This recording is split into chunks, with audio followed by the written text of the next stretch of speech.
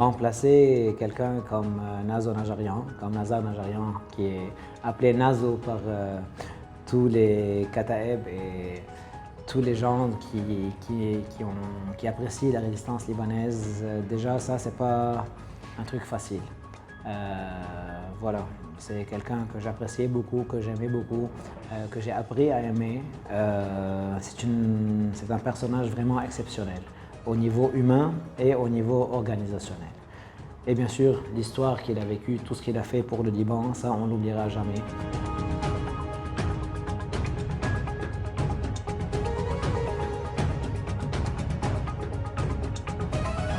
Cette bande de mafieux, ce n'est ni des responsables, ni des politiciens, ce n'est même pas une classe politique, c'est des gens qui devraient être en prison.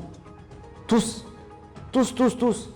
Et la solution ne viendra d'aucun d'eux. Pour nous, il est temps de changer cette classe politique et cette alliance entre la mafia et Hezbollah qui est vraiment, qui en fin de compte, est celui qui gère vraiment le pays. Parce que c'est eux qui sont en position de force, eux ils prennent les décisions et les autres, ils se divisent des postes, voilà, et ils se divisent l'argent et ils se divisent. Mais tous ces gens doivent changer, c'est pour ça que pour nous, il doit y avoir de nouvelles élections pour avoir un nouveau Parlement. Un nouveau Parlement, ça veut dire un nouveau gouvernement qui est issu de ces nouvelles forces qui sont maintenant représentées au Parlement et qui veut dire aussi un nouveau président de la République. Parce que le problème, c'est eux tous, à commencer par le président de la République.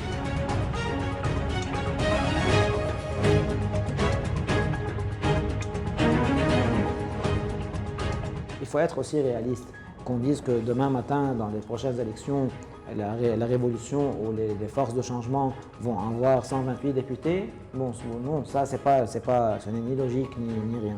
Bien sûr, les partis qui sont toujours là, ils ont l'argent, ils ont leur audience, ils auront toujours des députés. Mais si aujourd'hui on peut aller vers 30, 40 députés qui viennent des forces de changement, déjà, ça va être un gros groupe au Parlement et qui pourra composer peut-être parfois avec ce parti ou ce parti, qui pourra être le commencement du changement. N'oublions pas que cette alliance entre Hezbollah et la mafia a mis la main sur le pays, non pas en un jour.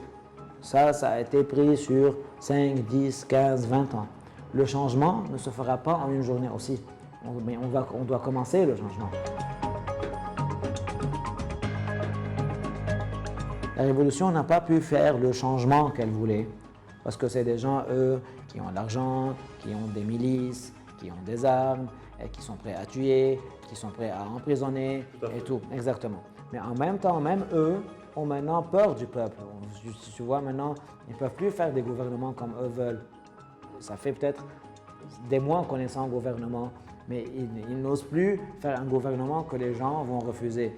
Donc ça aussi, ça va changer la donne. Ça va obliger les partis qui étaient là, même s'ils restent, à transformer ou à changer comment ils opèrent, comment ils font, leur façon de gérer, leur façon de travailler. Mais les armes du Hezbollah seront toujours là en 2022? Les armes de Hezbollah seront malheureusement là. On espère qu'elles ne seront plus là.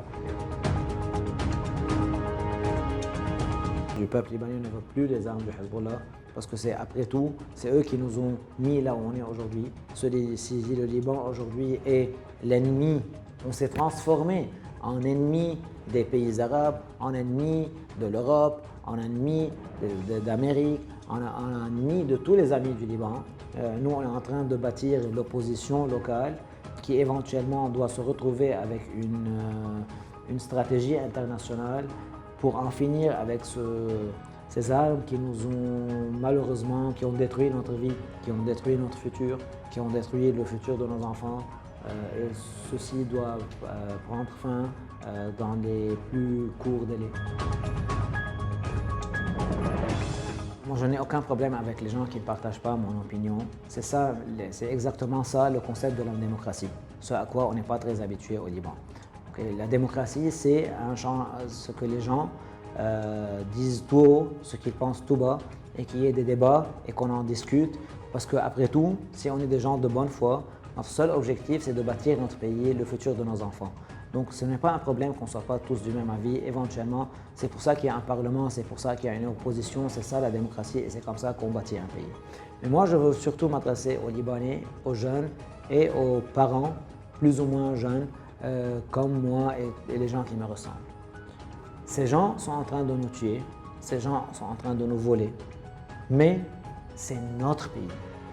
On a vécu là, nos parents sont là, nos enfants sont là, nos ancêtres sont là. Tous les gens qu'on a aimés, ils vivent là où ils sont enterrés là. Et on ne quittera pas le Liban. Et c'est eux qui vont quitter. Et c'est eux qu'on va changer. Et oui, on peut faire ce changement. 12 mois. N'oubliez rien. Gardez ce qui s'est passé à Beyrouth dans votre tête. Gardez la situation actuelle dans votre tête. Pensez à l'argent qu'ils vous ont volé. Gardez tout ça. Mais après tout, le changement est dans vos mains. Il est entre vos mains. 12 mois pour punir ces gens, pour changer ces gens et pour éventuellement les mettre en prison. Le changement doit commencer. Il va commencer pendant les élections prochaines. 12 mois nous séparent du vrai changement. N'oubliez rien.